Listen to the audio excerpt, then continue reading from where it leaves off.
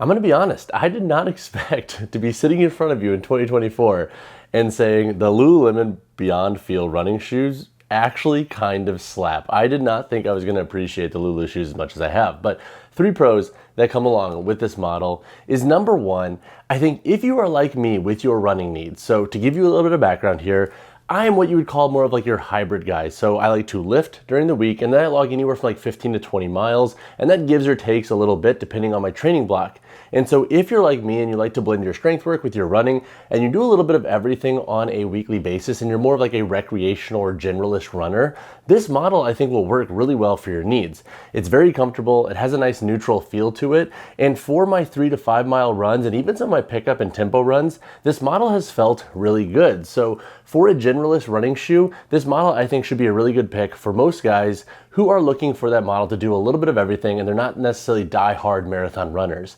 The second pro that I have with the shoe is the critical foam midsole. So this midsole has a nice amount of bounce to it. Honestly, I was very surprised at how responsive this shoe was. I figured because it was Lulu, it wasn't gonna be the most responsive or it was gonna feel kind of flat on the feet. But overall, I have thoroughly enjoyed the pop of the forefoot and back here in the heel, it gives you a nice level of cushion to help make a smooth stride if you are a heel striker like myself and you're doing longer, slower runs. And so all that said, the foam midsole in the shoe I think is a hit. It's very lightweight, it breaks in relatively fast so it's not wicked uncomfortable, and it does a good job of giving you a nice level of pop for different pace runs. The third thing to like about this shoe is the upper actually gives it a slightly wider fit. So this model is not necessarily like ultra wide, but I have an E to double E width foot, and I find that this model fits really well for my foot anatomy. So if you're similar, I think you'll also really appreciate the width of the shoe. This model has a nice wide platform here with this midsole construction, and with this upper construction, it allows your foot to have a little bit more wiggle room. Overall though, the Lululemon Beyondfeel running shoe has been exceptionally solid, especially for a first pass from Lulu for this model. I also appreciate that it's kind of that shoe that you can wear for like a Murph or some type of workout where you're doing lighter strength training and then also some body weight work. So overall, it's been a really solid running shoe for that generalist. But now let's talk about a couple of cons that I have with this model. So two cons that I have with this model is number one, the price point. So the shoe costs $158. Now, when you are a more generalist runner, there are a lot of, I think, good running options out there, or running shoe options for that matter, that are anywhere from like 120 to 130. The Float Ride Energy Foam models from Reebok are really solid. The Pegasus models from Nike are pretty solid for that price point. So if you are somebody that's trying to save and you are a bit more generalist with your running and you don't need anything too specific, or you just don't necessarily love Lulu and you don't necessarily feel the need to splurge for their new shoe, then I would say go with a more budget-friendly option. $158 for this shoe plus tax, etc.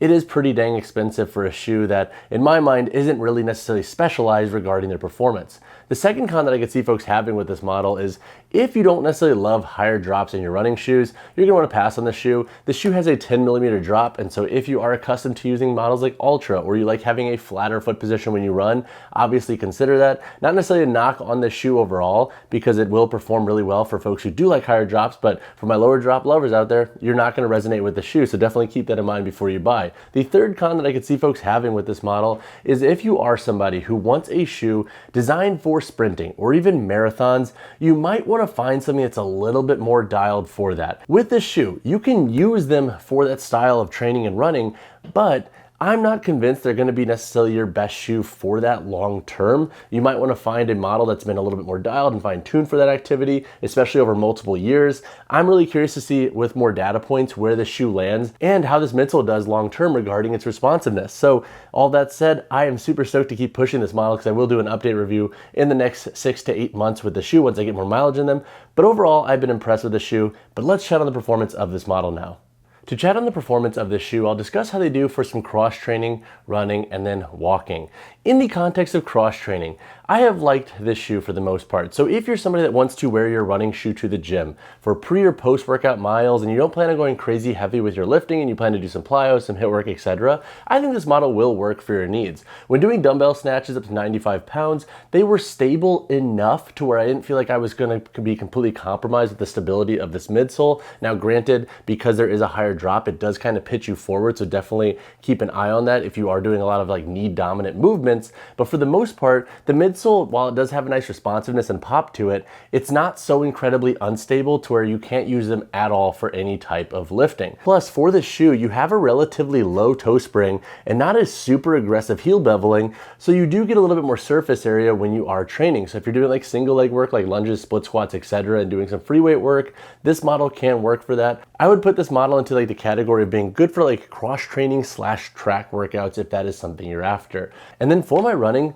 this model has done a pretty good job for my short to mid-range runs. So for example, when doing a mile up to 5 miles, this shoe has done a very good job at accommodating those running needs. With this model, it gives you a nice pop for more mid-range intensity. So for example, in my 5Ks, my normal mile time sits anywhere from like 7:40 to 9 minutes, depending on the pacing I'm going for and how I'm feeling and how beat up I am basically for that day. And at all of those paces, the shoe has felt relatively good. When I'm at a faster pace, I'm a little bit more midfoot and forefoot dominant. And then when I'm a little bit slower, I'm a little bit more of a heel striker. And in all of those contexts, this model I think has done a good job at accommodating my needs while not overly feeling uncomfortable or too heavy, etc. So I do think if you are somebody like myself who's doing that 5K relatively often throughout your week, or frequently for that matter, this will be a good option to look into. I also feel like it's a really good option for folks who are like midfoot strikers, because that's where I think the sweet spot is with this shoe. It gives you a nice roll. With this model's outsole, Lululemon languages that they have like strategic placing of the rubber tread on this that mimics what a guy's stride is normally like, and I think that's really interesting. I'd be curious about the data pool, the type of runner they looked at when they made that assessment and construction feature, because I know they also kind of catered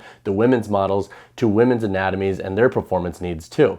But overall, for short and mid-range runs, this model's felt really good. For some of my sprint work and like tempo runs on the curved treadmill, this model has also felt relatively good too. So if you are a heavy forefoot striker or a forefoot dominant runner, I think you will enjoy this model. You get enough security up here through this upper to where you're not gonna feel like you're swimming in this model or kind of sliding around at faster paces. You might need to crank the midfoot a little bit tighter, but it's done a good job at accommodating that task. For runs longer than 7 miles, I have not pushed that shoe to this vertical. That is just not in my training right now. So again, if you need that distance discussed, I'm not going to be your guy for that. When it comes to walking, the shoe has been exceptionally comfortable. I really like that the arch isn't crazy aggressive with the shoe, and it does have a slightly wider forefoot platform up here. So I appreciate that with this model. You also have a bit more rigidity back here in the heel to help give you additional support. So for my longer walks that are like 3 to 4-ish miles with my pup Maui, these have also felt really comfortable, and I like the level of breathability that you get with the upper. So when it comes to the price of the Beyondfeel, once again, you can expect to pay $158. Now, if that price point doesn't really bother you and you traditionally like Lulu stuff, I do feel like you'll think this shoe is worth it and they'll work really well for you. But again, for my generalist guys out there who want to save some money, they're not necessarily looking into Lulu shoes exclusively, you can definitely find models that are either more budget friendly, more generalist, or even premium models that are of older dates or older iterations for less than the shoe. So definitely shop around if you're not necessarily sold on the Beyondfeel from Lulu. All right, so now let's answer the question, who should buy the Beyondfeel from Lululemon? Number one, if you are a guy looking for that running shoe that you can also use for light workouts, track workouts, and some cross training, I think this can be a good option. Again, the toe spring isn't wicked aggressive. There's not a ton of heel beveling. So I do see it as a good option for doing like a Murph workout or any type of workout where you're blending some lightweight movements in with some running. The second context is if you're somebody that likes a more neutral running shoe and you don't want a ton of arch and you like having an upper construction that gives you a little bit more wiggle room with allowing your foot to just kind of relax and splay and do its thing, this can be a good option to look into. It's again, not gonna be ultra wide, but I do think it's gonna give guys a wide enough platform in most contexts. The third context where I think this shoe makes a lot of sense is if you're that guy that wants that shoe to go run in, but then also do longer walks in and just wear it casually, this model looks pretty good. While it is a running shoe, it does have a more minimalist appearance to it. There's not a ton of branding, so I like that. I went with the black and white colorway because you can kind of dress it up with different outfits when you're running out and about. So I do like that about this model as well. Now, who shouldn't buy this shoe? Number one, I think if you are a marathoner or somebody who's looking for that sprint exclusive shoe, you might want to find something more specific. Again, I think we need more data points, and obviously do not just watch this video and draw that as conclusion because I want to hear what other runners have to say about that. But in my opinion, just based off of my experience with other running shoes, this would not necessarily be my go-to model for those asks. The second context is if you are somebody who once again wants that flatter running shoe, this is not going to be your best option. This model has a 10mm drop. And then the third context is if you are somebody who has traditionally wore shoes like Ultra and you really love and appreciate that blocky toe box, you may not resonate with this more tapered forefoot, but for the most part, again, I do think the shoe should work for most guys. When it comes to sizing and fit, I think most guys should be safe going true to size in the Beyondfeel running shoes. So I have an E to double E with foot and a normal arch, and I feel like this shoe fits my foot really well. I have worn these with and without socks. Yes, I've worn them without socks when I've walked my dog just to see how they feel and with the space of the upper, and they have felt exceptionally comfortable. I also like when it comes to walking how I can leave this looser, slide my foot in, and I don't necessarily have to crank the laces tight to get a nice casual look, a comfortable fit, and a secure fit. So for most guys, I think true to size should be the call. If you have exceptionally wide feet, so let's say 4E and wider, you may want to steer clear of this shoe. Also, if you are worried about the sizing and fit, definitely try to get into a Lulu and try them on. That will give you the best range there, but true to size I think should be the safe call for most guys ordering online. All right, so when it comes to the weight, heel, toe drop, and insole in the Beyondfeel running shoes, for my size 10 model here, we have a weight of 10.95 ounces. Honestly, I expected these to actually be a little bit heavier than that, so I'm pretty impressed with their weight despite having this very thick construction. This model has a heel to toe drop of 10 millimeters, and this model also has a thin foam removable insole. All right, so now let's break down the construction of the Beyondfeel running shoes. Up here on the toe box, we have an extended outsole layer that wraps up. We have a light internal toe guard that wraps the entirety of the shoe's toe box as well, so you do have a very light structure here. And then you have a one-piece mesh that goes from the forefoot here into the midfoot. This mesh has a little bit of stretch to it, and so I feel like that's what also gives this shoe its slightly more spacious fit. It's that this mesh has a little bit of give to it, not in the sense of where you lose security, but enough to let the feet actually move a little bit. Back here in the boot, you do have a little bit of padding. You have some structure here on the lateral and medial side with these little TPU/rubber overlays. And then looking at the midfoot here, you have 1, 2, 3, 4, 5, 6 core eyelets that go up. The tongue is gusseted in the shoe, and you have an additional loop here for security. The laces run, I think, a good length. Like, this is looser, and this is how I would wear this if I'm slipping it on. And the laces aren't crazy long on them, so I do appreciate that with this shoe.